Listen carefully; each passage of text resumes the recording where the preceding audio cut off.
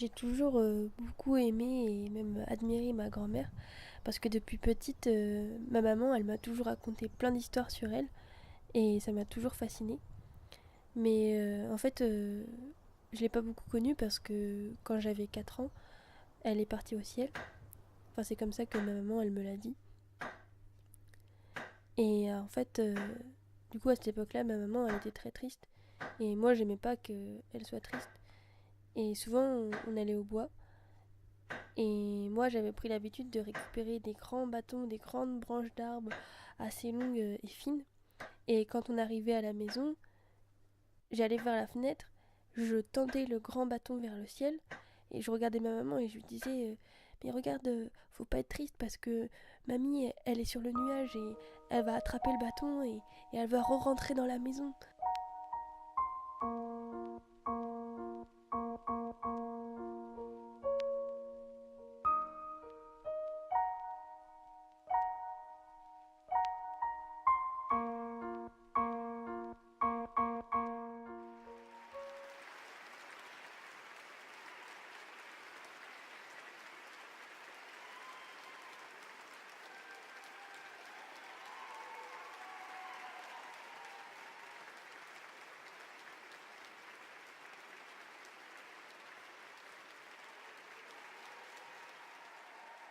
Et on défilait les jeunes filles des différents ateliers de mode et de couture.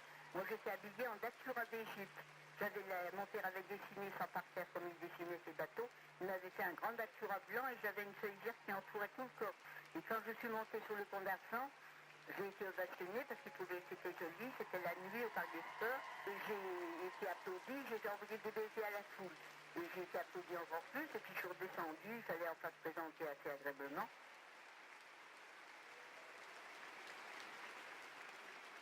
Elle avait, disons qu'elle avait des petits coups de folie parce que des fois elle s'ennuyait à la maison. Elle faisait beaucoup de cuisine, midi et soir. Elle faisait vraiment des plats, c'est pas des plats tout faits comme on achète maintenant souvent.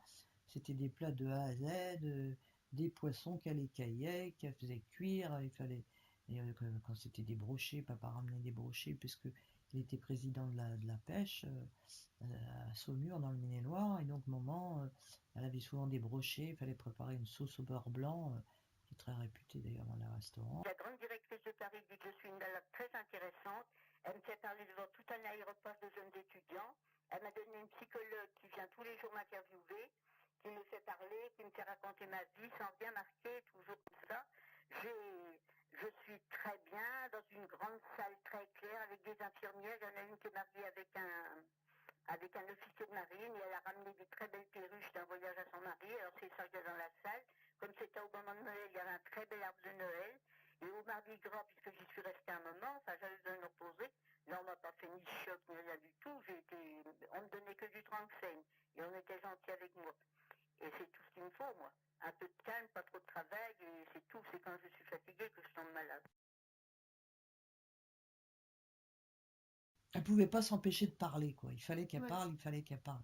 Et Mais, papa, qui était très prolixe à l'extérieur dans la société de pêche, à son travail et tout, dès qu'il était à la maison, maman lui disait qu'est-ce que t'as fait aujourd'hui Roger? Et il répondait toujours bon rien de spécial. Et donc, du coup, maman, elle supportait pas parce que déjà, elle sortait pas. Et en plus, papa, il avait rien à lui raconter. Il y a que son bridge qui compte. J'ai été tantôt chez Madame Baudou, elle joue au bridge avec lui. Puis mon médecin, maintenant, c'est le docteur Baudou, c'est son ami du bridge. Ben, ils m'ont dit, on savait pas qu'il était comme ça, Roger, parce qu'il est très aimable au bridge, très souriant et tout ça. Puis à la maison, moi, j'ai l'envers de la médaille. J'avais été une fois au bridge, et puis Madame de Beauvoir, qui est la femme de l'industriel, là, de Saumur, elle me dit, oh, l'adorable Roger, qui nous porte du bon champigny, qui nous dope le moral. Alors moi j'ai dit à Madame Baudou tout à l'heure, j'ai dit peut-être que Roger c'est l'adorable Roger, mais à la maison c'est l'infernal Roger. Donc, je sentais bien qu'elle s'ennuyait. Des fois, c'est pour ça que des fois, elle s'est retrouvée avec pas mal de médicaments parce qu'elle supportait plus sa vie. Elle faisait des dépressions tellement profondes que même moi, quand je voulais l'aider, que j'ai essayé tout, elle me disait, tu pourras me dire n'importe quoi. Je suis tombée tellement bas que j'arriverai pas. Tu peux rien faire. Elle me disait, tu peux rien faire pour moi. Elle me disait, non, mais toi, vas-y, Corinne, c'est bien ce que tu fais. mais moi, c'est comme ça. C'est parce qu'en fait, elle a pas réalisé ses rêves, ma mère, je pense.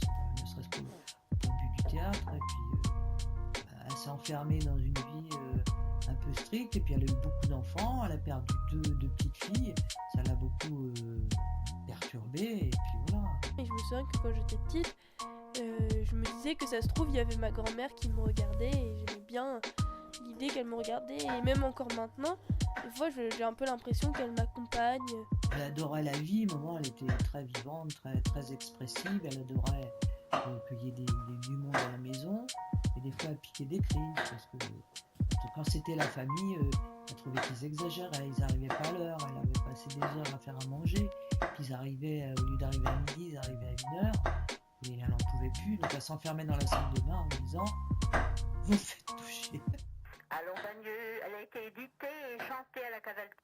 Allons Bagneux, quitte tes idées noires, arrière méchant, vilain et gens hargneux. Aujourd'hui, il faut chanter les boires. Vive Bagneux, vive Bagneux, vive Bagneux. Premier couplet. Le vieux Bagneux, un beau type pas trop sévère, se reposait qu'il arrive au bord du trait. Il souriait en regardant sa rivière. Alors là, je me rappelle plus bien de la fin du premier couplet. Il y a longtemps que je l'ai écrite et il y a longtemps que je ne l'ai pas chantée. C'est en 46. Enfin, ça me reviendra après.